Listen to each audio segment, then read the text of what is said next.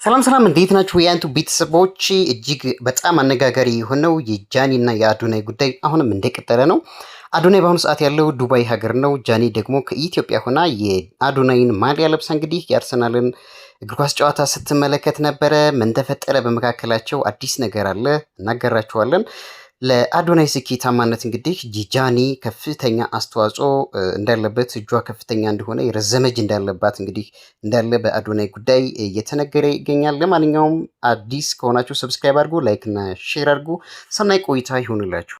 ቸውን ገልጻለች። አያይዛም ይህ መለያየት ለአንዳንዶች ትምህርት ሊሆን እንደሚችል በመጥቀስ ለተከታዮቿ ያላትን ጥልቅ ፍቅር ገልጻለች። በሌላ በኩል አዶናይ ባሰፈረው መልእክት ከጃኒ ሁኔታው እዚህ ደረጃ ላይ የደረሰበትን ምክንያት ለማወቅ የብዙዎች ፍላጎት መሆኑ ቢገባውም አንዳንድ ነገሮች ግን ለራሱ ማስቀረት እንደመረጠ አስታውቋል። ህይወት እንዲህ አይነት አጋጣሚዎች እንደሚገጥሙባት የጠቀሰው አዶናይ ሁለቱም የየራሳቸውን መንገድ መምረጣቸውን ገልጿል። በመጨረሻም አድናቂዎቻቸው ወደማይጠቅም የጎንዮሽ ወቀሳ ከመግባት ይልቅ አሁን ያለውን ሁኔታ ተረድተው እንዲቀበሉት፣ ይህም ለሁሉም ሰው ሰላምን የደረሰበት የሶሻል ሚዲያ ፖፑላሪቲ በጃኒ አማካኝነት ነው የተጠነሰሰው ማለት ይቻላል ሲሉ የጃኒ አድናቂዎች ይገልጻሉ። አንድ ነገር በአግባቡ ማየት ይኖርብናል። የሁለቱ ግንኙነት የተጣደፈ ነገርም አለው። የችኮላም ነገሮች ነበሩት። የሁለቱ ግንኙነት የተጣደፈ ወይንም ሀስቲ ነበር ማለት ይቻላል። ግንኙነታቸው ከስሜት በላይ የንግድና የኮንቴንት ትስስር የነበረ ይመስላል። አዶናይ ከካናዳ ወደ ኢትዮጵያ ሙቭ ካደረገ በኋላ ከዚህ ቀደም ካናዳ እያለ የሰራቸው አንዳንድ ቪዲዮዎቹና እዚህ ኢትዮጵያ ከመጣ በኋላ የቀረበባቸው ፖድካስቶች ላይ የተናገራቸው ንግግሮች በሌላ አቅጣጫ ተተርጉሞ ብዙ ተቃውሞዎችን በሚያስተናግድበት ሰዓት ከጎኑ የነበረችው ጃኒ ነበረች። በጣም ሳፖርት ታደርገው ነበር። በተለይ ከ8 እና 9 ወራት ወዲህ በሚሰራቸው እያንዳንዱ ኮንቴንቶች ላይ የጃኒ አስተዋጽኦ ከባድ ጊዜያት ውስጥ ካለፈበት ፈተና ጀምሮ እስከ ስኬቱ ጫፍ ድረስ ጃኒ የነበራት ድርሻ ትልቅ ነበር። ሆኖ በማህበራዊ ሚዲያ ላይ ስኬታማ መሆን ማለት የግል ህይወት ሁሌም ስኬታማ ይሆናል ማለት አይደለም። መለያየታቸው ምናልባትም ለእያንዳንዳቸው የየራሳቸውን መንገድ የመምረጫ የራሳቸውን ማንነት እንደገና የመገንቢያ ጊዜ ሊሆን ይችላል። የሚያሳዝን ቢሆንም የሰው ልጅ ታሪክ አንዳንዴ በዚህ መልኩ ይቋጫል። የአዶናይ በብዙ ውጣ ውረዶች፣ በስብሰባዎች እና በስንብቶች የተሞላ ረጅም ጉዞ ነው። በማህበራዊ ሚዲያ ላይ በሰፊው እየተነገረ ያለው ታዋቂዎቹ አዶናይ እና የጃኒ የፍቅር ግንኙነት ማክተም የብዙዎችን ልብ የነካና ያልተጠበቀ ክስተት ሆኗል። ከዚህ አጭር ነገር ግን ጥልቅ ፍቅር በስተጀርባ ሁላችንም ልንማር የሚገባ ታላቅ የህይወት ፍልስፍና አለ። አንደኛው የግል ህይወትን የማክበር ጥበብ ወይንም ፓወር ኦፍ ፕራይቬሲ ነው። አዶናይ በምክንያቶች ዙሪያ በርካቶቻችሁ በጉጉት ጠብቁት የነበረው እንግዲህ አዶናይ ዱባይ ገብቷል። እንደምትመለከቱት እዛ ዱባይ የሚገኘው የኢትዮጵያ ማህበረሰብ የሚገርም አቀባበል አድርጎለታል። እዛ የነበረውን ቆይታ እየተወሰነ ላሳያችሁ ለእናንተ። አዶናይ ዱባይ ገብቷል። ኤርፖርቱ በጣም ተጨናንቋል። ሁሉ ላሳያችሁ።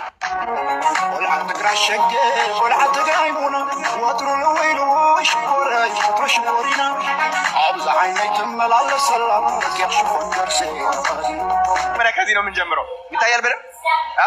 ከዚህ ነው የምንጀምረው። ዲዛይኑ ተመልከቱት። በስመ አብ ዮ ለስለቸው ጋይስ። እዚህ ሀገር መኪኖቹ ልነግራችሁ አልችልም እንዴት አባታቸው እንደሚያምሩ። ፔናልቲ እያየን ነው። አብራችሁ ከኔ ጋር ተመልከቱ። ሌትስ ጎ። እስኪ አሁን አርሰናል አንድ አስገብቷል፣ ፒኤስጂ አንድ አስገብቷል። እዛ ጋር ጨንቋቸው ቆሟል። ለምታዩቸው ወይስ ፒኤስጂ?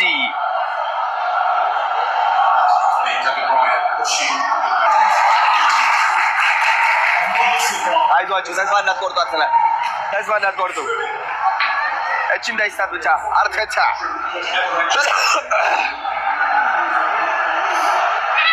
ስታይሊስት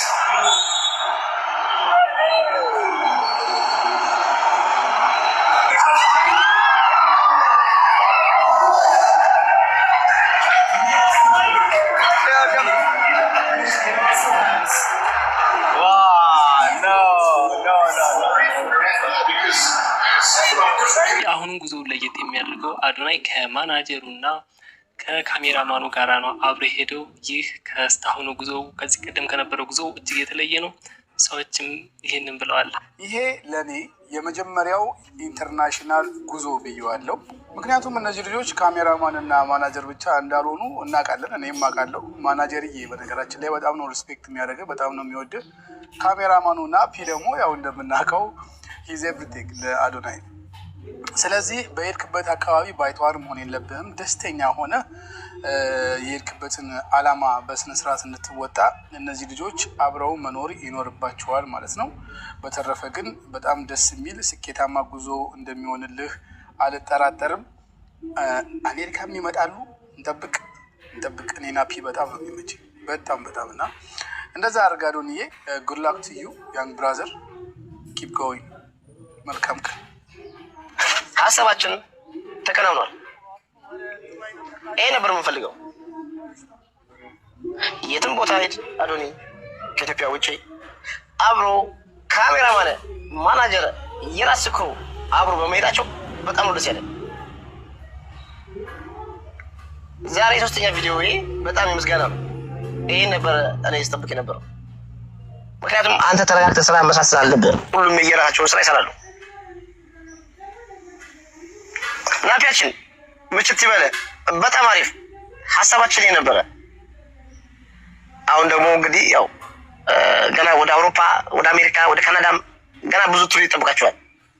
ስለዚህ አብራችሁ ተጋግዛችሁ ጥሩ ኮንቴንቶችን እንደምታቀርቡልን አንጠራጠርም።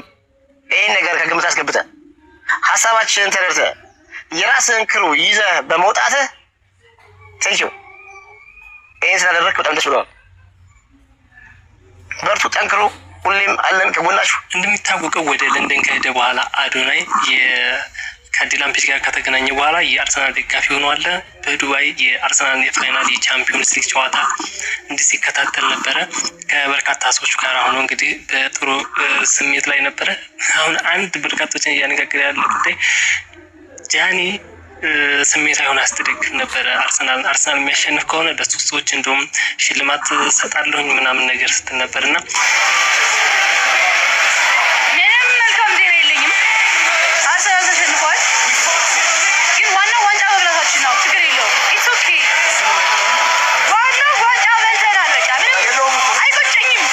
ብዙዎች ሰዎች እንግዲህ ከዚህ ቀደም ሙድማ ይዘውብናል ተለያይተዋል ምናምን የሚባል ነገር ነበርና እሱ ውሸት የሆነ ይመስላል። እንደምትመለከቷት የአዶናይ ማሊያ ነው እያሉ በርካቶች ይገኛሉ። ይመስላል አይደለ? ሙድ ያዙብን በቃ ማለት ነው። ሁላችንም ማወቅ ያለብን ነገር ቲክታክን በሉት፣ ፌስቡክን በሉት፣ ኢንስታግራምን በሉት፣ ዩቲዩብን በሉት የሌላ ሀገር ዜጋ ነጮች የሰሩት ነው። እኛ እንደ ኢትዮጵያ ምንም ያበረከትነው ነገር የለም ለዓለም። ውስጥ ገብተው እየሰሩ ያሉ በጣም ጂኒስ ኢትዮጵያውያን እንዳሉ ይታወቃል። ግን እንደው እንደ ፕላትፎርም ይሄንን እከሌ ሰራው የሚባል ገና ነን፣ አልደረስንም። ግን እነዚህ ነጮች ራሳቸው ሰርተው እንድንጠቀምበት የሰጡንን ራሱ በስነስርዓት መጠቀም አልቻልም። አብዛኞቻችን ምቀኝነት፣ ተንኮለኝነት፣ ሸረኝነት በውስጣችን ስላለ ማለት ነው። የዚህ ልጅ አካውንት ብዙ ጊዜ ነው የሚዘጋው፣ ብዙ ጊዜ ነው የሚከፈተው። አብዛኞቻችን ትንሽ እውቀት ያለን ሰዎች አካውንት እናዘጋለን፣ አካውንት እናስከፍታለን፣ እንደዚህ እናደርጋለን ምናምን እያላችሁ በተለይ ሴቶችን እንደዚች አይነት የዋህ ግን ደግሞ በጣም እየሰራች እየበለጠቻችሁ ያለች ልጅን አታክ የምታደርጉ ብዙ ሰዎች አላችሁ። አካውንት እናስከፍት እያላችሁ የምትጠይቁት ገንዘብ ራሱ በዶላር 2000፣ 3000፣ 4000 ዶላር። አካውንት ማንም ሰው ማስከፈት አይችልም፣ ማንም ሰው ማዘጋት አይችልም።